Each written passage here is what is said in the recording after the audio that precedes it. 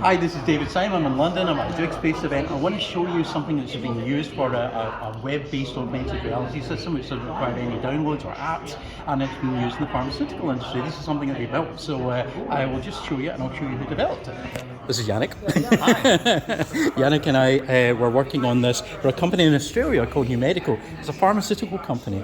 Now, this is a system which allows pharmaceutical companies to explain complicated concepts. I'll let the audio explain. Safety syringe instructions for use can be found on top of the ClickZip box for your convenience.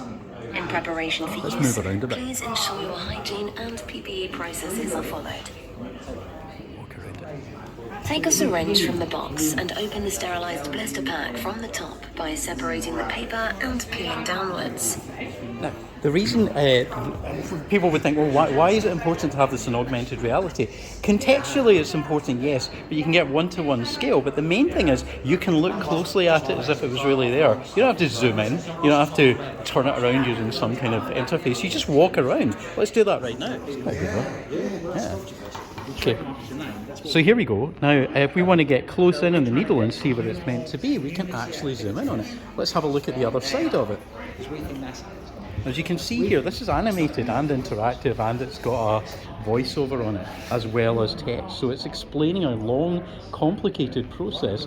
If you get any one of these stages wrong, you can mess up the whole process. So it has to be correct. But even showing it going into an arm, where you would inject it in the arm, it's intramuscular. Let's see exactly in detail. It has to go into the shoulder because you don't want to be injecting into a vein. Very important. Also, you need to push it in far enough. You see where it says click and it does the audio there? It has to push in far enough to click, because once it's clicked and you retract it, it retracts the needle. Let's have a look at the needle collapsing within the thing. That means it won't come out again, so it's completely safe. Next, what's the other cool thing that it does? Yeah, you can break off the end of it, which means that the only bit you have to put in the medical sharps bin is that bit, which dramatically reduces your medical waste budget, because these bins cost a fortune to basically get emptied, whereas this one over here doesn't cost anything. So that's, what was it, 70%? Yeah, that really surprised me. So massive loss, massive saving. And there's the overall packaging. So there you go.